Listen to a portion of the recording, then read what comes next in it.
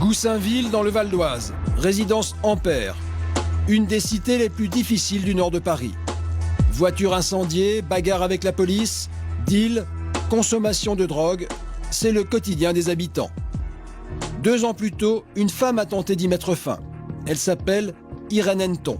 J'ai aidé la police à faire arrêter un trafic de stupéfiants. Et suite à 2 graves bavures policières, notre vie a été mise en danger. Donc nous avons dû fuir comme des chiens, comme des voleurs, comme si c'était nous les coupables. Irène habitait au cœur de la cité.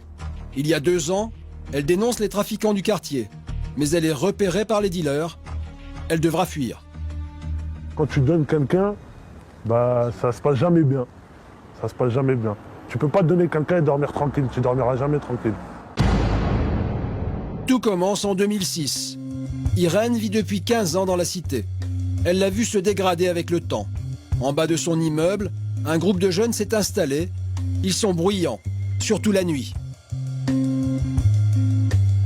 Il y en avait qui avaient bu et qui s'insultaient de tous les noms. Et en plus, ils mettaient la musique à fond. On ne pouvait plus dormir. Mon mari dormait une demi-heure par nuit.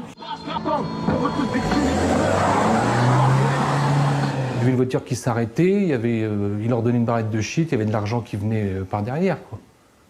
C'était du deal, je vous dis, de 15h30 à 5h du matin. C'était eux les maîtres, c'était les chefs de la rue. Irène et son mari en parlent avec leurs voisins, mais dans la cité, c'est la loi du silence. Je commençais à en avoir marre, ça faisait du bruit, tout le monde en avait marre de toute façon, mais personne ne disait rien. Toutes les nationalités, c'est pareil, ils préféraient se taire. Ne rien entendre, ne rien voir, ne rien dire. Ils savaient, non, ils voulaient surtout rien dire, c'était parce que leur petite voiture, fallait pas l'abîmer surtout. Moi, du moment qu'ils proposent pas mes gosses, je m'en fous. C'est plutôt chacun sa loi, chacun se démerde. Irène va prendre les choses en main. Elle décide de porter plainte au commissariat pour tapage nocturne. À force de supporter et de partir au travail les yeux cernés parce qu'on ne pouvait pas dormir la nuit, j'ai décidé de déposer plainte le 18 juillet 2006 pour tapage contre X. Et j'ai proposé à l'époque à la police de les aider en leur fournissant les numéros d'immatriculation, l'identité de certaines personnes que je connaissais de vue. Irène devient informatrice. Pendant tout l'été, elle va noter de sa fenêtre les faits et gestes du groupe de jeunes. Moi, je voyais tout. Je voyais tout de la fenêtre de ma salle de bain. J'ai agi en toute discrétion. J'allais pas le chanter sur les toits. En plus, je suis très connue à Goussainville. Elle habitait vers là. Vous voyez, ça donnait à cette fenêtre-là. On était assis là. Et puis on voyait tout par là, quoi. Et nous, on la voyait pas. C'est une balance. Quand c'était pas Irène qui notait, c'était moi qui notais sur une feuille de papier. Après, Irène, c'est vrai qu'elle téléphonait après au commissariat pour donner les immatriculations. On a dénoncé, mais on a fait ça intelligemment, puisqu'on faisait ça par téléphone. Un soir, Irène arrive même à repérer la planque des dealers. Et là, j'ai vu où ils planquaient leur cannabis. Elle appelle la police, l'information est capitale. Le soir même, la brigade anticriminalité décide d'intervenir. Le groupe de jeunes est arrêté. On les embarque. Et là, bien entendu, dans la rue, c'est l'effervescence.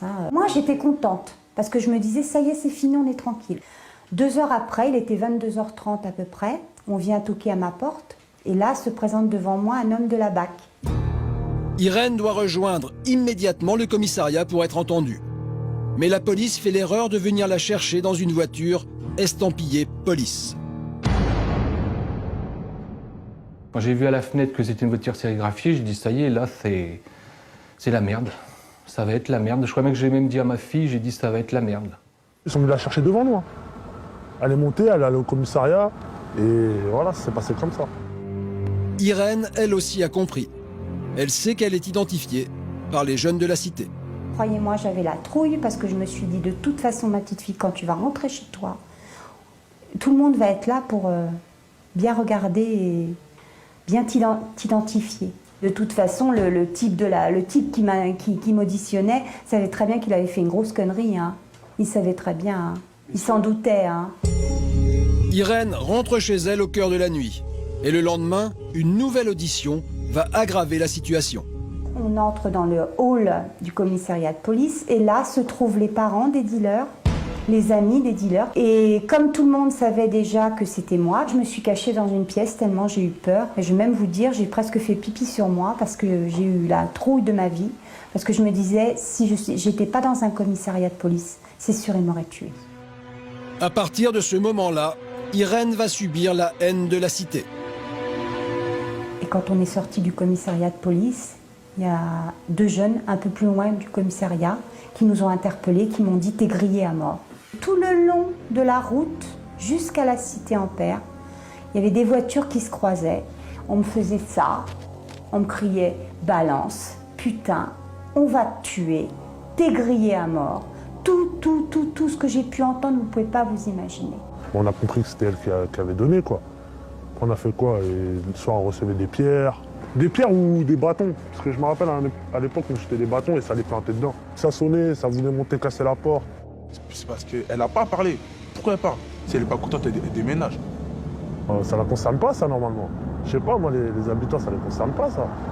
C'est parce que quelque chose en bas de la rue, ça se passe pas dans le bâtiment. À partir du moment où on respecte, on ne s'est pas mis dans le bâtiment. C'est sur le côté. On va dire pour ses enfants, mais ses enfants, ils allaient dans le même collège que nous, c'est la guerre. Je lui avais dit qu'il fallait pas qu'elle me fasse. Je lui ai dit, mais non, dénonce pas, tu vas te faire avoir. Un jour ou l'autre, ils sauront que c'est toi et tu vas te faire avoir.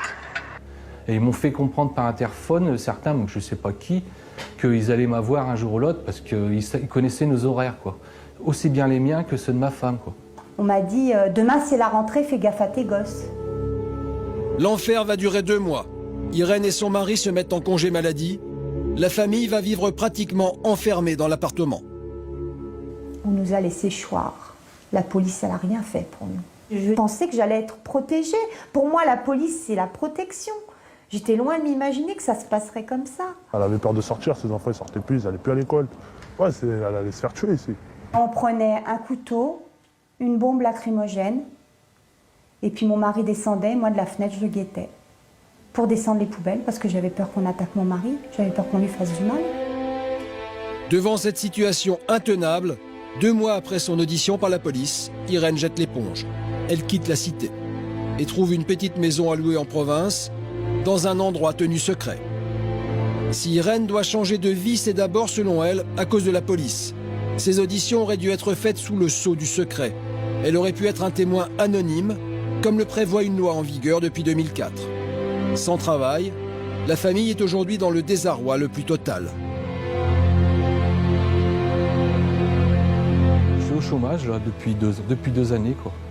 Donc je vais souvent à la NPE, je regarde sur Internet, j'écris, mais aucune réponse. On n'a plus de travail, on n'a plus de repères, on n'a plus de vie sociale, on n'a plus rien.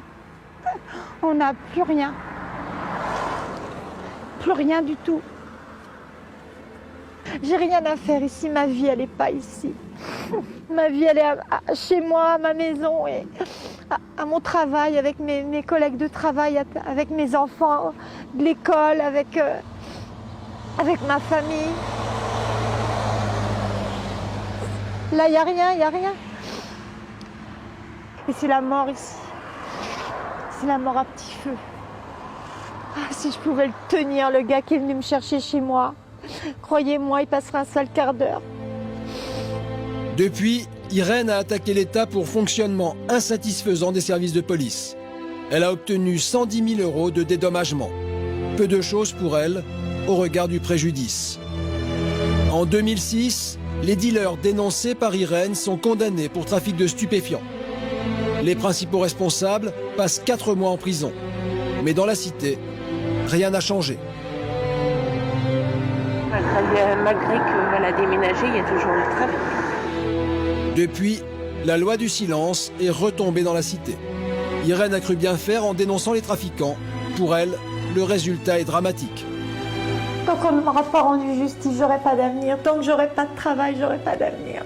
Parce que moi, ma vie, c'était peut-être pas grand-chose, mais moi, j'avais un travail.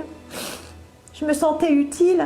Jusqu'à présent, je me sentais pas coupable. Mais je me disais, après tout, t'aurais dû peut-être pas le faire. Mais je voulais pas rentrer dans le moule aussi, moi. Je veux pas rentrer dans ce moule-là.